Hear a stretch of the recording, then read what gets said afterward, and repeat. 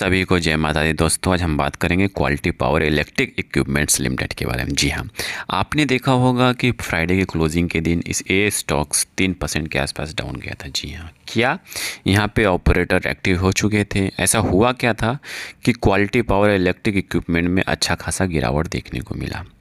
आपको लगता है क्या Q1 रिजल्ट की वजह से हुआ? जी नहीं। देखिए, Q1 रिजल्ट आज आया है, बट आप कहेंगे ऑपरेटर को पता चल गया होगा, इन्फॉर्मेशन लीक हो गया होगा, इसके वजह से ऐसा हुआ होगा। नहीं, देखिए क्या होता है, कुछ न कुछ अच्छा हुआ है जिसके वजह से ऐसा गिरावट देखने को मिला। चलिए पहले Q1 पे डिटेल बात करेंगे, फिर उसके बाद एनालिसिस करने की कोशिश करेंगे ऐसा हुआ क्यों।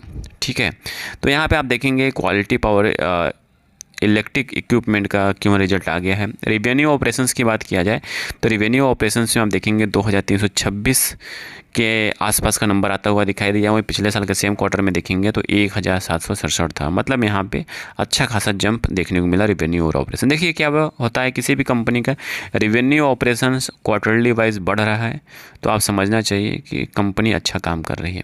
वहीं Q4 में देखेंगे तो Q4 में 2808 है। मतलब Q4 और Q1 से 2026 से Q1 से कंपेयर करेंगे तो यहाँ पे Q1 का नंबर कुछ कम आता हुआ दिखाई दिया। बट यहाँ पे जो काउंट किया जाता है वो पिछले साल के सेम Q1 से ईयर ऑन ईयर से कंपेयर किया जाता है। ठीक है, तो यहाँ पे नंबर अच्छा आता हुआ दिखाई दिया है।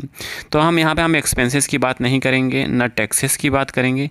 यहाँ पे हम बात करेंगे, मेन मुद्दे की बात करेंगे कि कंपनी ने कितना पैसा अर्न किया, मतलब टोटल कंप्रेसिव इनकम कितना आया, या कोई कह सकते हो टोटल प्रॉफिट कितना आया, इस पे आप ध्यान देते हैं। ठीक है, तो यहाँ पे आप देखेंगे कंपनी का प्रॉफिट ऑफ द ईयर। आप यहाँ पे प्रॉफिट देखेंगे कि कंपनी का टोटल प्रॉफिट कितना हुआ, पैड जिसे आप लोग कहते हो। ठीक है, तो इस क्वार्टर में देखेंगे, देखिए लाख में था, करोड़ में देखेंगे तो 46 करोड़ के आसपास आता हुआ दिखाई दिया है। और पिछले साल के सेम क्वार्टर में देखेंगे तो 37 करोड़ के आसपास आता हुआ दिखाई दिया है। मतलब पिछले साल के सेम क्वार्टर से इस क्वार्टर कंपेयर करेंगे तो इस बार का क्वार्टर अच्छा आता हुआ दिखाई दिया है, जो अपने आप में बहुत ज़बरदस्त है।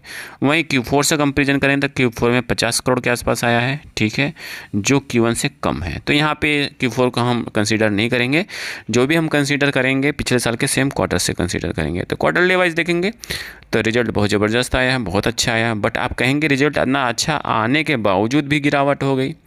ठीक है, तो उस पर थोड़ा सा ध्यान देने लायक है कि उस पर थोड़ा सा जवाबदेही बनता है कि ऐसा हुआ क्यों। जी हाँ, फिर उसके बाद हम बात करते हैं यहाँ पे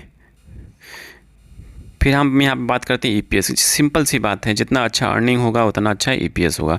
तो यहाँ पे आप देखेंगे इस क्वार्टर का जो EPS है 4.66 है और पिछले साल के सेम क्वार्टर में 3.12 है। जो इस बार के EPS में अच्छा खासा उछाल देखने को मिला, अच्छा खासा नंबर आता हुआ दिखाई दिया है। क्योंकि जितना अच्छा अर्निंग होता है उतना अच्छा EPS होता है, वो तो आपको भी पता होगा, क्योंकि हम हर वीडियो में आपको कुछ ना कुछ नया ट्रिक बताने की कोशिश करते हैं। तो आई थिंक सारी इन्फॉर्मेशन आपको समझ में आ चुकी होगी। समझ में आ चुकी, प्लीज़ लाइक एंड सब्सक्राइब करिएगा, दोस्तों के साथ जरूर शेयर करिएगा। धन्यवाद।